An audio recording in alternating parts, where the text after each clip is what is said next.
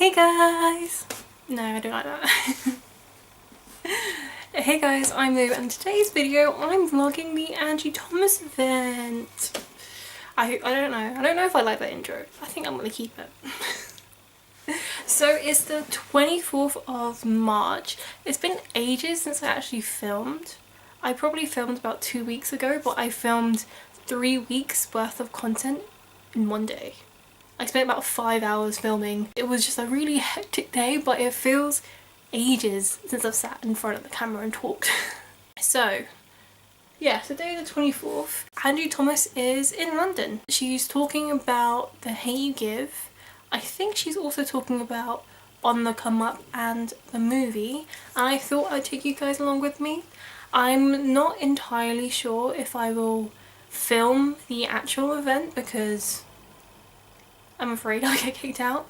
I probably wouldn't get kicked out, but that's always an anxiety of mine, that I'll get kicked out of places because I've never been kicked out of a place and I don't want to start now. But I'll film me going to the event. The event is at the Prince Charles Cinema, which I've never been to. It's in Leicester Square, so I thought I might as well take you along with me and show you some of the tourist sites of London. I've also noticed that I'm wearing the same jumper that I wore in my last vlog. I assure you I do own multiple jumpers. This is just my warmest jumper, and I have a feeling I'm going to be waiting outside in the cold for an hour, and this jumper should keep me warm. So the time is currently 5 minutes past 10. I'm leaving my house at 10:30 to meet one of the Emilys in my life at 11. You'll finally meet one of the Emilys in my life. This is the Emily that I've talked about, who I buddy read Zenith with. I'm not sure if I would have mentioned it by now. I'm not sure if this is going to go up first or my Zenith review, but this is the Emily that I buddy read Zenith with, and this is also the Emily that read Love, Hate and Other Filters and thought that it needed to be longer. This is just here because I'm currently reading it. Should I tell you what I'm also currently reading? I might as well. So as of the 24th of March, I'm currently reading Love, Hate and Other Filters by Samira Ahmed and All Quiet on the Western Front. Yeah, so it's very different genres. This is a World War I classic. This is a contemporary. But I'm taking All Quiet on the Western Front with me. I doubt I'll do much reading at the event, but on the way there and maybe on the way back I'll do some reading. So that's my quick reading update. In the next 20 minutes I think I'm just going to do any last minute things. So the next time you see me, it'll probably be on the way to the event. Hopefully I remember to film. Cross my fingers.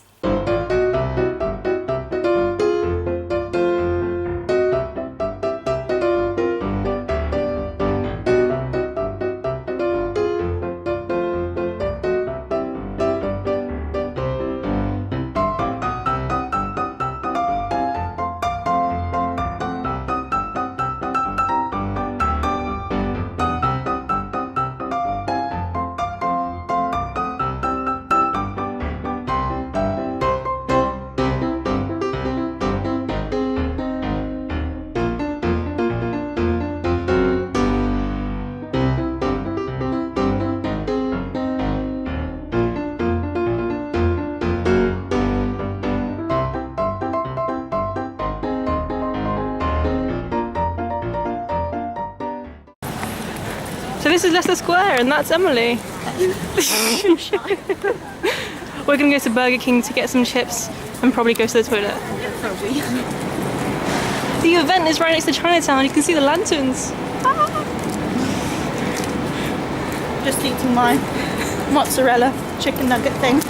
It's a mozzarella stick, but I got chips. Hey, it doesn't look like a stick, it looks like chicken nuggets. Whee! Okay, I'm gonna put the camera away now because I'm getting camera shy.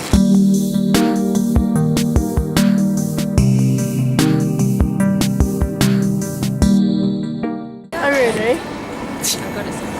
Did he see you? My ticket? That's not your ticket. I mean, my ticket for my book. The ticket for the event is a little ticket. Yeah, they're on a budget crisis, unfortunately. I'm like in love with the lanterns. I'm quite happy to be sitting here for an hour.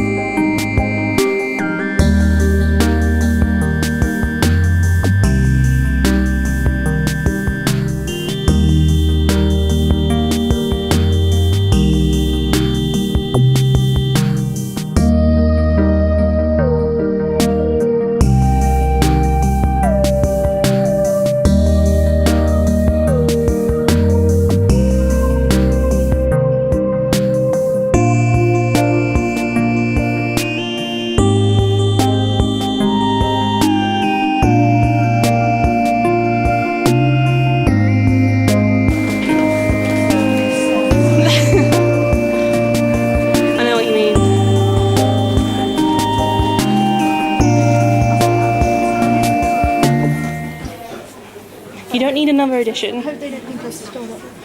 They won't, because it's like signed to you. Well, this is signed by the author.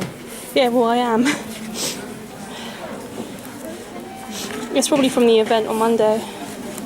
Yeah, because it's exactly the same. Oh, I wanted to read this, but it's told in poems. You can get Love, Simon. Oh, I love the film cover. Yeah, I do too. Our mission is to try and find the astonishing colour of Ever After. Oh yeah. And what's the book that you wanted? Oh, that's... It's Okay, That's Love? What's it called? No, I wanted Children of Blood and Bone. Oh, The Children of Blood and Bone. Ooh, red pages. How much is it? $7.99. I'm travelling with a hamster. I'm just doing that for the camera. Yes. Right, they're covering up some really good books. I'm not sure if that's where it I came in with my dad and I was like, oh, I have this book, I have this book, I have this book. And he was like, you have so many books. Particularly well-known. I think I quite like this cover. Independent bookshop, I think. And How long is it? place orders for 472. great. And Two? so I'm having my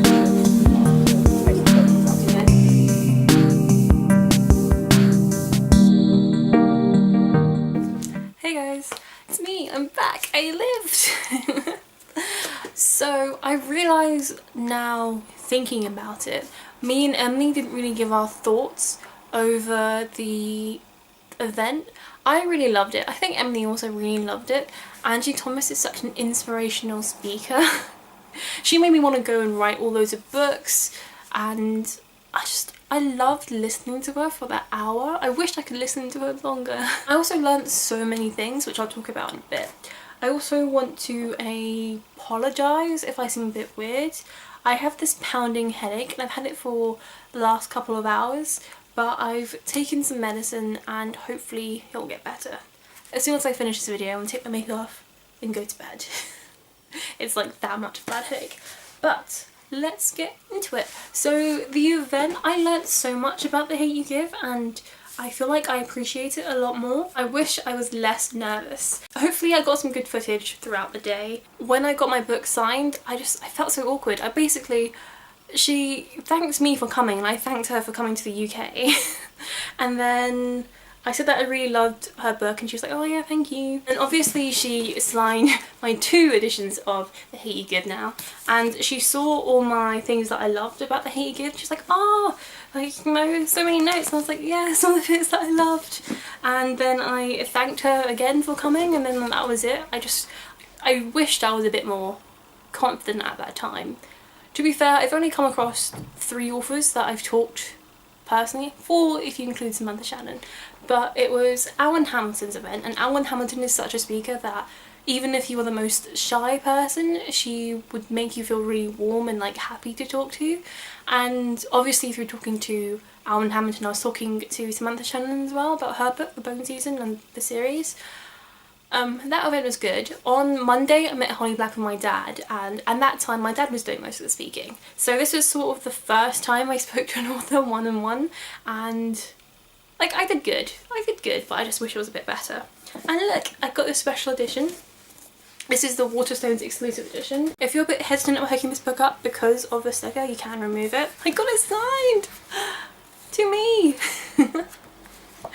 There's also some bits in the back. The reason why you would really want to get this book is because of the bits at the back. Apart from the sprayed edges, you would also get a deleted scene. It's titled Before the Storm. I think it's just before prom. And then it's got 5 things you didn't know about Star. It's got a short story called The Black Widows and an excerpt of On the Come Up, her next book, which has now sadly been pushed away to February. I got both these signed, both of them to me, and I'm really happy. I'm really happy to have met her. If you're lucky enough to have an event near you, I would really recommend going to see it because she is so adorable. I wish we were friends. Angie Thomas be friends with her. And then carrying on from that day, you might have noticed that I went into Waterstones. I mean, it's probably a couple minutes worth of footage, so you probably did definitely notice. But I also got The Astonishing Colour of After by Emily X.R. Pan. How do I explain this book? That's always my trouble. This is about a girl called Leah, and once her mother dies by suicide, she leaves her daughter a note saying, "I want you to remember." Oh, Leah doesn't understand its meaning and wishes she could turn to her best friend Axel. If only she hadn't kissed him and changed everything between them. I really want to pick this book up now. And then she goes to Taiwan because of a mysterious red bird to meet her grandparents for the first time. I'm really looking forward to this book, especially because the Asian representation. I wonder if I'll relate to it. I hope I do relate to it. The things that I learnt about The Hate U Give, there's two things that I learnt about, like the drama surrounding The Hate U Give, and I just loved learning about it. I'm the drama girl. I want to know what's happening. The first thing that we learnt about, or was discussed, it was during the Q&A questioning. One of the audience members talked about, was it Lani Sarem's book replacing Angie Thomas on the New York Times bestseller list. And for those of you that don't know, I think about 20 weeks into The Hate U Give being first place, this book popped out of nowhere. I forgot what it's called. Lani Sarem's book Handbook for Mortals replaced Angie Thomas on the New York Times bestseller list. You can see my phone in my glasses. I want you guys to guess what the average is on Goodreads. It's not good. The average is 1.75. Can you see that? I hope you can see that. So this book replaced Angie Thomas' The Hate U Give about 20 weeks after its publication. Angie Thomas wasn't that bothered because, like, you know, it's bound to happen someday. But then people started to get curious because this replaced The Hate U Give, and Handbook for Mortals was also a young adult book, and people were wondering why a book that no one's really heard of managed to replace The Hate U Give. And then some research came about that the author or the publicist or the publisher basically went to loads of bookstores that was linked to the New York Times bestseller list, and they bulk bought loads of that book, which caused it to come first place. So it was like cheating their way onto the New York Times bestseller list. Angie Thomas, she hasn't read the book and she has no idea who the author is or why the author's got beef with her. She was saying that she's actually quite thankful for it because it caused her book to have more publicity, and her book ended up selling way more. But also it introduced loads more readers to her book, which she's really happy for. And apparently, according to Angie Thomas, after that whole fiasco, the author and publicist ended up creating, okay, not the author, but maybe like loads of their underlings created loads of Goodreads profiles and tried to make it so The Hate U Give would have like 1 star, like they put loads of 1-star ratings. I found it to be hilarious. They're so petty. Oh, it was so much fun. The second thing that I learned was about The Hate U Give, the movie. Kian Lowley. Hopefully I can put a picture of him here. If not, I'm just saying his name and waving my hand about. He was casted to play Chris in the movie, but it's recently come about that he was racist in a video. It surfaced that he was racist, and it led to him being fired from the show and then casting someone else to play Chris. They didn't say that during the talk, they sort of alluded to it about the controversy. So yeah, I hope that you enjoyed this vlog. I really enjoyed the event. I'm quite sad that I haven't got any more author events to go to until maybe past May. I really hope the footage is good within the vlog. So I hope it was a good vlog. I intend to improve my vlogging skills and my confidence in vlogging. It does really help to have someone with you, because I don't think I would have been able to film in Waterstones otherwise. I'm literally rambling on now. So thank you for watching and clicking on this video. I really hope that you enjoyed it, and I hope to see you soon. I think all I need to do is say goodbye now. Bye!